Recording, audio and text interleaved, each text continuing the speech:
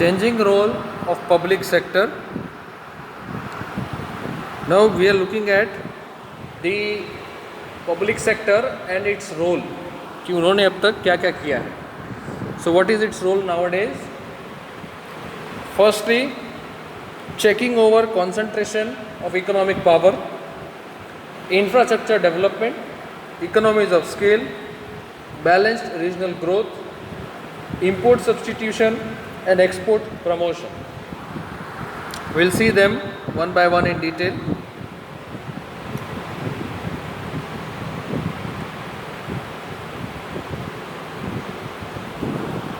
The following points highlight the role of public sector enterprises in India.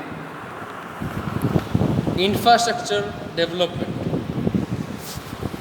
Now, what is all included under infrastructure? So, development of infrastructure facilities involved heavy initial investment and long gestation periods. These factors discourage the private sector from taking initiatives to undertake these projects. Hence, the public sector came into play. अगर आपको infrastructure facilities खड़ी करनी है उसके अंदर क्या क्या आएगा? Roads, bridges, dams, warehouses, all such things fall under infrastructure. इनको करने के लिए आपको क्या लगता था? सबसे पहले तो शुरुआत में you require heavy investment, okay, and long gestation periods, meaning you will have to give it much more time to complete a project. You require more time, okay.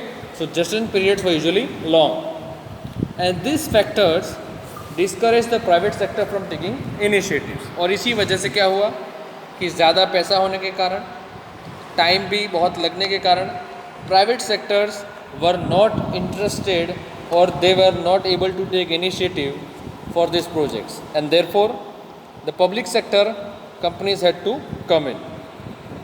Second, balanced regional growth. To bring about regional balance, PSEs stands for public sector enterprises. They were set up in backward and rural areas. They not only provided employment in these areas but also encouraged the development of ancillary units or supporting industries. And for this, the following measures were adopted by Government of India. Now when we say balanced regional growth, इसका मतलब होता है कि देश के हर इलाके में एक बैलेंस वे में ग्रोथ को बढ़ाना. अभी प्रॉब्लम क्या होती है कि all the development work is concentrated into one particular area, और इसकी वजह से क्या होता है, वन पर्टिकुलर एरिया में होने की वजह से क्या होता है कि सिर्फ एक ही एरिया को बेनिफिट मिल पाता है, उसी का डेवलपमेंट होता है, बाकी areas they lag behind. So PSEs को बैकवर्ड एरियाज में शुरू करने का मेन एम जो था वो था कि देश के हर एरिया में हम ग्रोथ ला सकें. इसका बेनिफिट क्या था कि सिर्फ लोगों को एम्प्लॉयमेंट ही नहीं मिलेगा बल्कि वहाँ पर भी लोग अपने हिसाब से इंडस्ट्रीज़ को लगाएंगे, सपोर्टिंग इंडस्ट्रीज़ को लगाएंगे. और इसी वजह से गवर्नमेंट ऑफ इंडिया ने कुछ मेजर्स लिए थे. पहला, during the 1950s the government of India established 4 major steel plants in rural areas with the basic rationale of promoting the growth and development of these areas. 1950 का जो दशक था, 50s, when I say 50s, it is from 1950 to 1960 59, okay. तो ये जो period था, तो इस दौरान गवर्नमेंट ऑफ इंडिया ने 4 बड़े स्टील प्लांट्स रूरल एरियाज़ में लगाए थे. और इसका बेसिक एम क्या था, या बेसिक ऑब्जेक्टिव क्या था, रैशनल क्या था? Promoting growth and development of this areas. Secondly, the steel plants and similar enterprises in rural areas provided employment opportunities, thereby encouraging the people living in those areas to earn high income and enjoy a better standard of living. Steel plants और उसके जैसे जितने भी enterprises थे, ये सारे industries को वहाँ लगाने का जो पर्पस था वो लगभग पूरा हो रहा था कि वहाँ पर एम्प्लॉयमेंट अवेलेबल हो रहा था और लोगों की इनकम बढ़ रही थी और आराम से लोग बेटर स्टैंडर्ड ऑफ लिविंग में जी सकते हैं. If there is a poor locality if you provide jobs to them, automatically unemployment का इशू खत्म, इनको नौकरी मिल गई, दे वुड अर्न मोर, ठीक है, यानी इनकम बढ़ गई, और उसके बाद they will spend much, that means they are improving the standard of living also. Thirdly, the setting up of industries created various forward and backward linkages. Industries को लगाने से जो बेनिफिट था वो क्या था कि forward and backward areas were link together. The establishment of industries in rural and backward areas necessitated infrastructure development which improved the connectivity of these areas with the rest of the country. Industries का develop होना rural और backward area में, इससे क्या हुआ कि अब लोगों को महसूस हुआ, गवर्नमेंट को ये फील हुआ कि now we need to develop infrastructure there. तो रोड्स हैं, रेलवेज हैं, ब्रिजेस हैं, डैम्स हैं, ठीक है, हाइड्रो पावर प्रोजेक्ट्स हैं, ये सारी चीज़ें टेक ऑन की गई. इससे क्या हुआ, उस बैकवर्ड इलाके का पूरे देश के साथ कनेक्टिविटी जो था वो काफ़ी अच्छा हो गया. Thirdly, economies of scale. Large scale industries such as natural gas and petroleum enjoyed economies of scale. इसका मतलब क्या है कि they used to earn very much, उन पे कोई अंकुश नहीं था. However, they required huge capital investment and which discouraged the private sector to initiate this industries.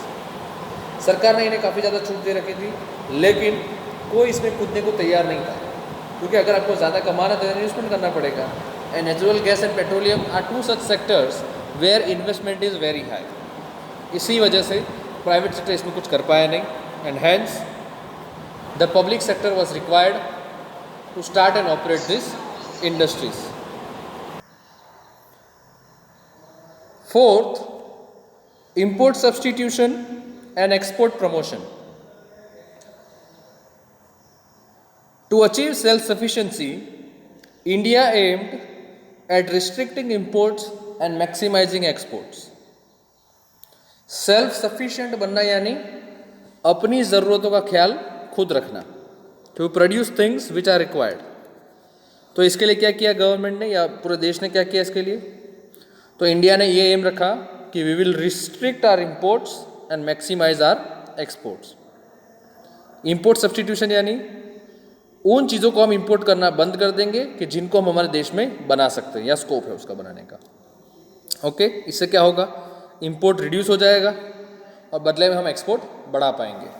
और इसी रीज़न से PSEs, public sector enterprises, they were established to manufacture heavy machinery and engineering goods domestically so as to restrict imports.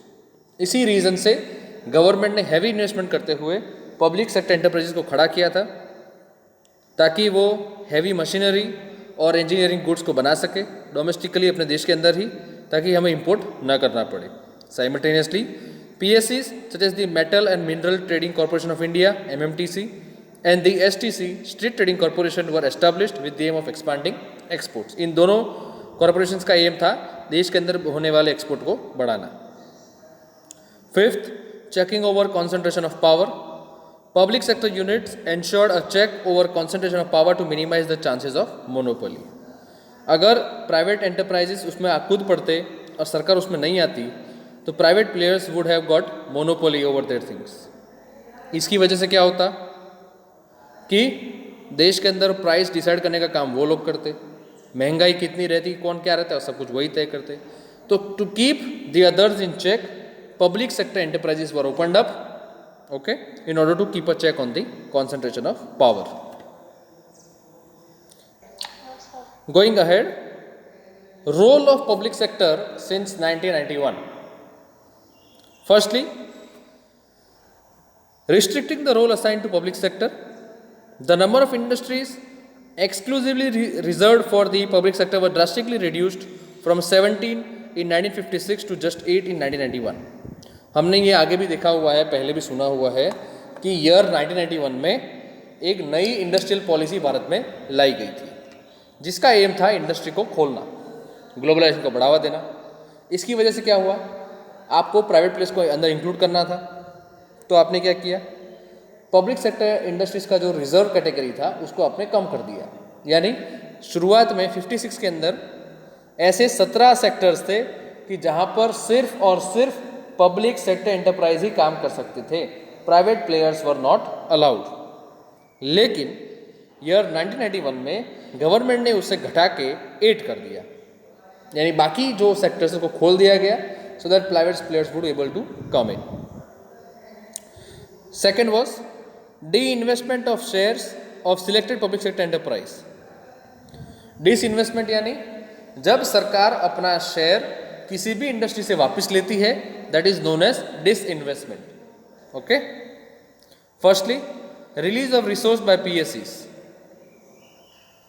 जितने भी resources पीएससीज ने पकड़ के रखे थे, पब्लिक सेक्टर एंटरप्राइज पकड़ के रखे थे, उनको रिलीज किया गया। Reservation of industries meant that a large amount of public resource remain blocked in this पीएससीज। अगर वो सेक्टर रिजर्व्ड है गवर्नमेंट के लिए या पब्लिक सेक्टर के लिए, इसका ये मतलब माना जाता था कि उस इंडस्ट्री को लगते हुए तमाम रिसोर्सेज पे कंट्रोल इन्हीं का था और इनके लिए उसको रोका गया था, तो उसको छोड़ना था। With this investment this funds could be released and utilised in other important areas.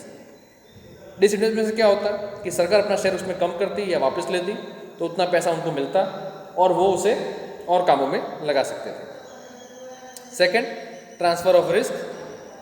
Disinvestment मेंट transfer of commercial risk to private sector which ensured availability of funds for the important areas. शुरुआत में क्या है कि अगर public sector enterprise है मतलब सारा लोड गवर्नमेंट, तो डिसइन्वेस्टमेंट का मतलब क्या था कि आपका जो रिस्क है, अब तक आपके ऊपर जो रिस्क था, गवर्नमेंट के ऊपर जो रिस्क था, वो रिस्क अब आप क्या कर रहे हैं, उसे ट्रांसफर कर रहे हैं।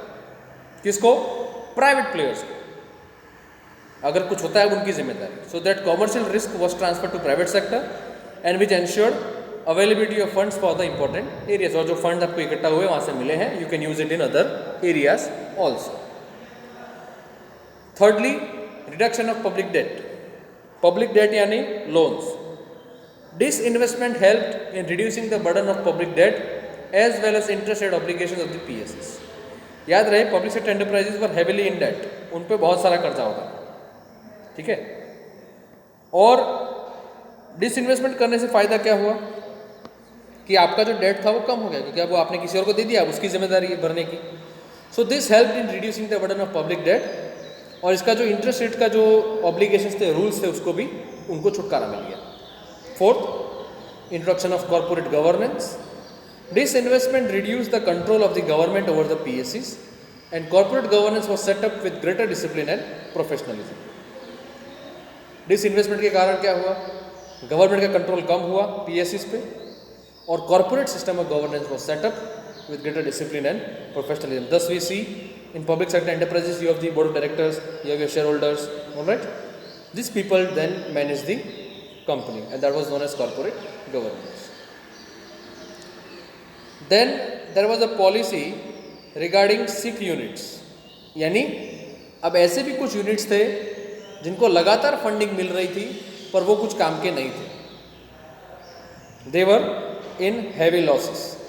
The board for industrial and financial reconstruction was set up for the revival and reconstruction of the sick PSCs. ऐसे बहुत सारे पब्लिक सेक्टर यूनिट्स थे कि जो प्रोडक्शन नहीं कर रहे थे, उनको फंडिंग हो रहा था, सब कुछ उनके पास था, पर वो कोई काम नहीं कर रहे थे और लगातार लॉस कर रहे थे। तो उसी के लिए गवर्नमेंट ने BIFR नाम का एक कमीशन बनाया, एक बोर्ड बनाया, जिसका एम था कि ऐसे जितने भी सिक यूनिट्स हैं उनको रिवाइव किया जाए और रिकंस्ट्रक्ट किया जाए। Similarly the national renewal fund was set up in February in 1992 to protect the interest of the workers and employees of this industries. और उसी हिसाब से NRF बनाया गया, नेशनल रिन्यूअल फंड बनाया गया February 1992 में, जिसका एम था to protect the interest of workers and employees of this industries. Then MOUs, memorandum of understanding. According to this system PSCs were given specific targets along with greater autonomy to achieve those targets. जब memorandum का system लाया गया, जिसके अंदर सब कुछ contract rules सब कुछ मेंशन होता है, और उन्हें स्पेसिफिक टारगेट दिया गया कि भाई ये यूनिट है, इसको यही काम करना है और इतना यूनिट्स बनाना। अगर वो टारगेट पूरा करने के लिए उनको छूट भी उतनी मिली। And this aimed at improving the performance of PSCs. Now we are looking at the difference between privatization and disinvestment.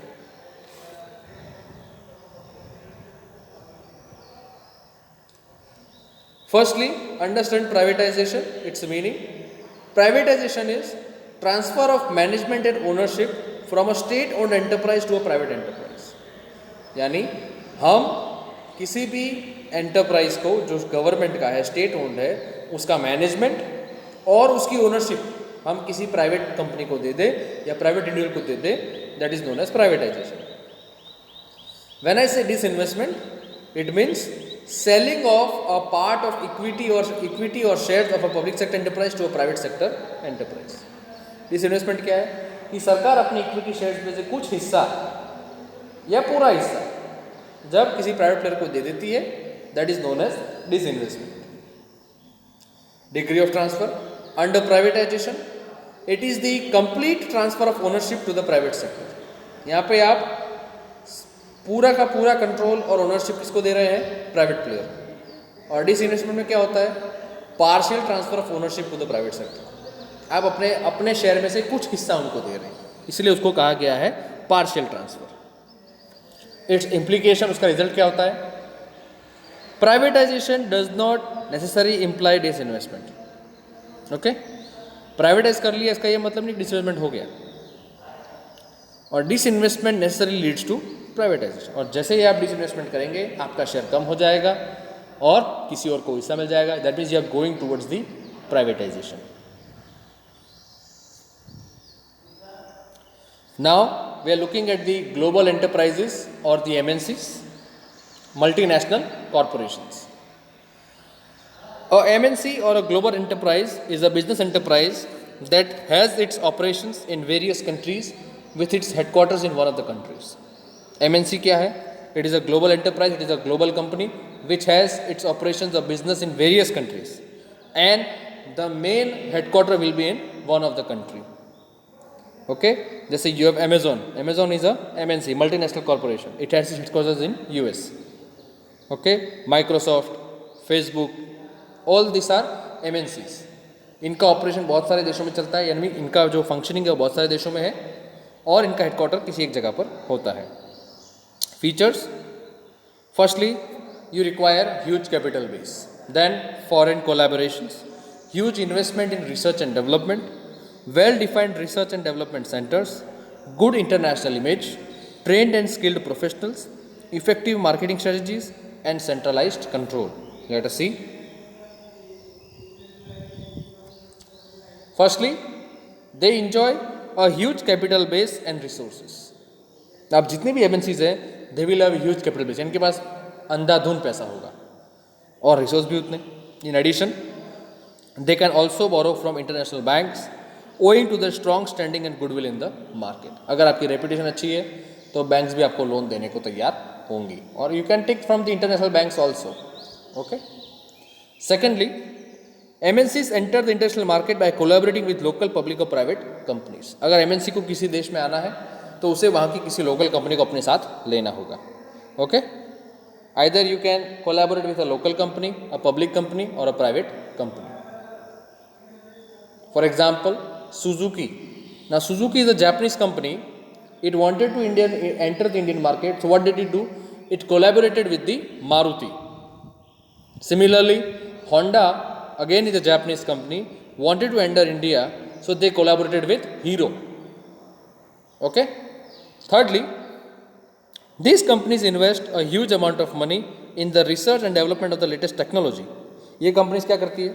अपना मैक्सिमम पैसा जो है वो किस में लगाएगी? वो research and development of new products and new technology. And this helps them to continuously work towards inventing new and superior products, thereby maintaining a higher market position. इसका बेस्ट एग्जाम्पल है your mobile phone companies. Every day they come out with something new. Okay, that is how companies like Samsung and Apple are able to survive in the market. Fourth, MNCs usually have well-defined research and development centers for the invention and innovation of new product. See, there are two things: invention and innovation. When you are making something new, that is invention. When you are improving something, that is innovation. So to improve something or to make something new, all the MNCs will have well-defined research and development centers जहाँ पे इस पे काम किया जाता है. Fifth, because of the large-scale operations of MNCs in different countries, they enjoy a good image in the international market, and that is how they influence the countries also. Sixth, MNCs generally hire trained and skilled professionals who specialize in working in different areas of operations. MNCs क्या करेंगी? Generally ऐसे लोगों को higher करेगी जो trend होते हैं, जो स्किल्ड होते हैं और अपने अपने एरियाज में, ताकि उनका वो फ़ायदा उठा सके. Seventh, marketing strategies used by MNCs are more effective as they use better technology information system. Compared to a company functioning only in a country, MNCs will have a more strong market cover because their strategies are more effective as they use better technology and information system. MNCs have a centralized control in the sense that management and control of MNC lies in the hands of parent company, that is the headquarters. MNCs का एक system होता है कि they don't assign powers to their different country heads. They all the power is kept with the headquarters. जैसे आपको पता है अभी ट्विटर का इशू चल रहा है इंडिया में. Now Twitter is an MNC, okay, functioning from the US. Okay, they were not ready to accept the new IT rules of India. So what did they reply? That our headquarters have not yet agreed, so we can't do anything. But the government has now decided to talk up to the headquarters. So these headquarters, they function as the center for management and control of MNCs. Now we are looking at the merits and demerits of the multinational corporations. Firstly, we will look at the merits. It generates employment opportunities. Secondly, bring advanced or modern technology. It offers a wider choice to consumers and integration with foreign markets. Its demerits: transfers outdated technology to the host country. वो क्या करेंगे? अब जो इनका use नहीं है वो technology वो दे देंगे और नहीं को वो अपने पास रखेंगे. Then concentration of economic power, exploitation of natural resources, and they influence the economic decisions. We'll see that. The following are the merits of global corporations. Firstly, MNCs generate numerous employment opportunities in the host countries mainly because of their large scale operations. MNCs क्या करती हैं? वो जिस देश में अपना production या अपना काम शुरू करेंगे वहाँ के लोगों को नौकरियाँ देते हैं, तो just they generate employment opportunities. Second, wherever they go, they bring with them advanced and modern technology to the host country. Now what is the host country? ये वो कंट्री है कि जहाँ पर ये कंपनी वहाँ पर जाने वाली, जो उसको वो प्रोवाइड करेगी सारी चीज़. Okay. Thirdly, they provide a wider choice to the consumer along with superior quality. ये क्या करते हैं? कंज्यूमर को बहुत सारे ऑप्शंस अवेलेबल करवाते हैं. Okay. This in turn helps in improving the standard of living of people in the host countries. जैसे आपको एक एग्जांपल देता हूँ मैं. शुरुआत के टाइम में जब मैकडोनल्ड्स, बर्गर किंग ये भारत में नहीं आए थे, तो हमारा स्टैंडर्ड बर्गर क्या था? वड़ा पाव या दाबेली. लेकिन आज क्या है? आज we have better options. You go to a McDonald's store, you get your Mc aloo tikki, Mc burger, whatever you want. You go to a Burger King again.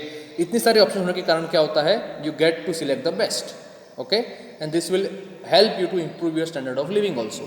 If you are earning more and you don't spend well, it's useless. Okay.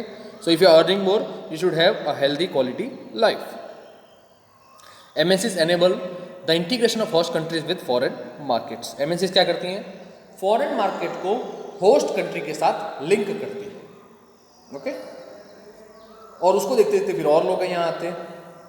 Disadvantages of MNCs to host countries. अब कुछ फायदे थे, वैसे कुछ नुकसान भी हैं.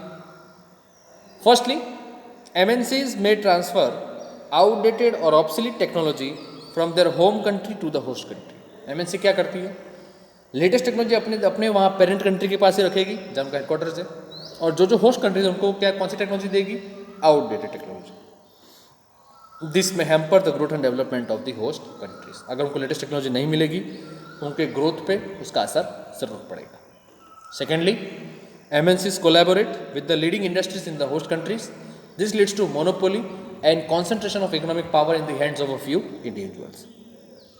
अब होता क्या है कि जब कोई MNC किसी भी देश में जाती है तो वो सबसे पहले टारगेट किसको करेगी?